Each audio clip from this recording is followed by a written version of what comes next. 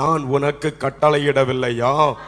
பலன் கொண்டு திடமனதாயிரு, திகையாதே, கலங்காதே, நீ போகும் இடமெல்லாம் உன் தேவனாகிய கர்த்தர் உன்னோடு கூட இருக்கிறார் என்றார். ஆமென் சொல்லுங்க அல்லேலூயா. தேவன் பகுதியை வாசிக்கும் பொழுது வேதம் சொல்லுகிறது, நான் உனக்கு கட்டளையிடவில்லையா? ஆண்டவர் யோசுவாவை பார்த்து சொல்லுகிற ஒரு அருமையான வார்த்தை, நான் உனக்கு கட்டளையிடவில்லையா? ஏன் இந்த வார்த்தையை ஆண்டவர் சொல்லி இருக்க வேண்டும்? எதனால் ஆண்டவர் இந்த வார்த்தையை உச்சரித்தார்? ஏன் கொஞ்சம் காட்டமான வார்த்தையா இருக்கிறது? நான் உனக்கு கட்டளையிடவில்லையா என்று சொல்லி அந்த வார்த்தையை நீங்கள் திருப்பி திருப்பி சொல்லும் பொழுது ஒரு ஞாபகம் வரும். நம்முடைய பிள்ளைகள் பிள்ளைகளிடத்தில் ஒரு வார்த்தையை சொல்லி அந்த பிள்ளைகள் அதை குறித்து பயந்து போய் நான் எப்படி செய்வது என்று சொல்லி தடுமாறி நிற்கும் பொழுது அம்மா சொல்லுகிறார்கள், இதை எப்படி சொல்லுவது, இதை எப்படி செய்வது என்று சொல்லி தடுமாறி நிற்கும் பொழுது அருமையான பெற்றோர்கள் அந்த பிள்ளையை பார்த்து சொல்லுகிற வார்த்தை, அவர்களை திடப்படுத்துகிற ஒரு வார்த்தை, நான் உனக்கு சொல்லுகிறேன் அல்லவா, நீ இதை செய், இதை நடப்பி என்று சொல்லுவோம். அதைத்தான் ஆண்டவர் இங்கே யோசுவாவுக்கு கட்டளையிடுகிறார். நான் உனக்கு கட்டளையிடவில்லையா? ஏன் இந்த வார்த்தை யோசுவாவுக்கு புறப்பட்டு போகிறது என்று சொன்னால், மோசே மரித்த பின்பு யோசுவா இந்த மோசையோடு கூட இருந்து மோசேயின் ஊழியத்தை எல்லாம் கவனித்து வருகிறார். ஊழியத்தின் பாதையில் மோசே படுகிற பாடுகள், மோசே அனுபவிக்கிற வேதனைகள், மோசே அனுபவித்த நிந்தைகள் எல்லாவற்றையும் இந்த யோசுவா கவனித்துக் கொண்டிருக்கிறார். ஆமென் சொல்லுங்க அல்லேலூயா. அப்ப இப்படிப்பட்ட இந்த சூழ்நிலை, ஏன் இந்த ஜனங்கள் மோசேயை முறுமுறுக்கிறதையும், ஊழியத்தின் பாதையில் அநேக அற்புதங்கள், அநேக அதிசயங்கள் நடக்கிறது, சமுத்திரம் பிளக்கிறது, ஐயா கண்மலையிலிருந்து தண்ணீர் புறப்பட்டு வருகிறது, வனாந்தரத்தில் 40 ஆண்டுகள் அவர்கள் இறைச்சியையும் மன்னாவையும் புசிக்கிறார்கள், மாறாவின் நீர் மதுரமாகிறது. இத்தனை மகிமையான அற்புதங்களை ஒரு ஊழியக்காரனை கொண்டு, ஒரு மோசேயை கொண்டு செய்து வருகிற வேளையிலும் அடிக்கடி இந்த இஸ்ரவேல் ஜனங்கள் அவர்களுக்கு விரோதமாய் முறுமுறுத்து அவனுக்கு விரோதமான காரியத்தை நடப்பிக்கிறார்கள். இவை எல்லாவற்றையும் யோசுவா பார்த்து கொண்டு இருக்கிறார். ஆனால் ஏதோ இந்த யோசுவாவை பாருங்கள், யோர்தான் அருகே வரும் பொழுது மோசே மரித்து போனார், ஆண்டவருடைய சமூகத்தில் இளைப்பாறும்படியாய் கடந்து போனார். ஆனால் நடக்கிறது என்ன? ஆண்டவர் யோசுவாவை சந்திக்கிறார். யோர்தானை கடந்து போகிறது யார்? யோர்தானை கடந்து செல்வது யார்? யோர்தானை கடந்து இந்த ஜனங்களை நடத்தி செல்வது யார் என்று சொல்லி ஒரு பெரிய கேள்விக்குறி இஸ்ரவேல் ஜனங்களுக்குள் உண்டாயிற்று. ஆமென் சொல்லுங்க அல்லேலூயா. சத்தமா சொல்லுங்க அல்லேலூயா. ஒரு பெரிய கேள்விக்குறி, எப்படி இந்த ஊழியம் இனி எப்படி நடக்க போகிறது? இந்த ஊழியம் யார் நடத்துவது? இந்த ஊழியத்தை செய்ய யார் உண்டு என்று சொல்லி பெரிய கேள்விக்குறிகள் எழுந்த நாட்கள் இருக்கலாம். அந்த கேள்விக்குறிக்கு ஆன்சராக, அந்த கேள்விக்குறிக்கு பதிலாக ஆண்டவர் தம்முடைய தாசனையும் இந்த இடத்திலே நிறுவி இருக்கிறார் என்று சொன்னால் அவர் அவர்கள் மீது வைத்த அபிஷேகம். ஆமென் சொல்லுங்க அல்லேலூயா.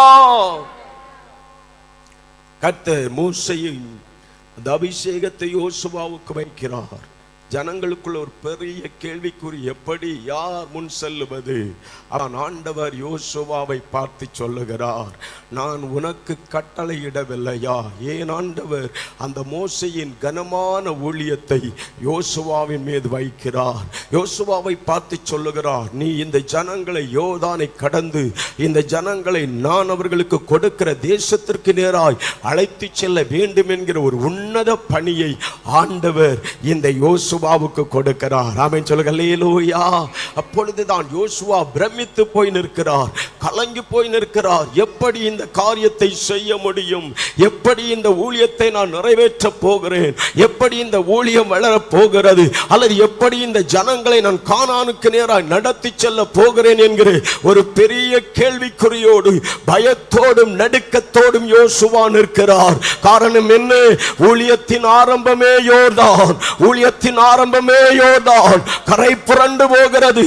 இந்த யோர்தானை எப்படி கடந்து போவேன் என்று சொல்கிற ஒரு கேள்விக்குறி மாத்திரமல்ல, ஒரு பயமும் ஒரு கலக்கமும் இந்த யோசுவாவை கவ்வி பிடித்தபடியினால் யோசுவா கேள்விக்குறியோடு பயந்து போய் நிற்கிறார். என கருமையான தேவனுடைய பிள்ளையை, ஒரு நாட்களில் அப்படிப்பட்ட இப்பாடுகள் நடுவிலே, போராட்டத்தின் நடுவிலே, பிரச்சனையின் நடுவிலே ஒரு பெரிய யோர்தானை எப்படி கடப்போம் என்று சொல்லி இந்த சபை பிரமித்துக் கொண்டு இருந்திருக்கலாம். இது ஊழியக்காரர்கள் பிரமித்துக் கொண்டு இருந்திருக்கலாம். தேவன் அபிஷேகம் பண்ணி வைத்திருக்கிற தம்முடைய தாசன் பிரமித்துக் கொண்டு இருந்திருக்கலாம். அவை எல்லாவற்றையும் கடந்து இம்மட்டுமாய் ஊழியத்தின் பாதையில் முன்னேறுவதற்கு தேவன் பலன் கொடுத்திருக்கிறார் என்று சொன்னால் ஆண்டவருடைய வார்த்தை கடந்து வருகிறது. நான் உனக்கு கட்டளையிடவில்லையா? ஆமென் சொல்லுங்க. அல்லேலூயா, அல்லேலூயா. பலன் கொண்டு திடமனதாயிரு. யோசுவாவை பார்த்து ஆண்டவர் சொல்லுகிறார், நீ பயப்படாதே, பலன் கொள், திடமனதாயிரு என்று சொல்லி அந்த ஆண்டவர் யோசுவாவோடு பேசி அவனை திடப்படுத்துகிறதை பார்க்க முடிகிறது. இந்த அருமையான காலை வேளையில் ஆண்டவருடைய சன்னிதானத்தில் நீங்கள் வந்திருக்கிறீர்கள்.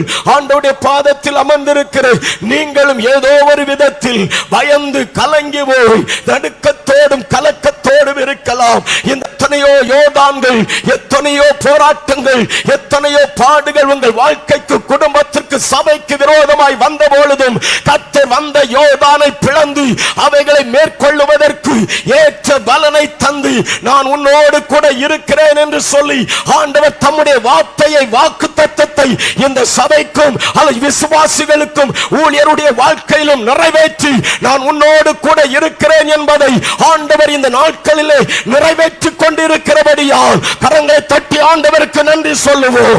ஆமென் சொல்லுங்க. அல்லேலூயா, அல்லேலூயா.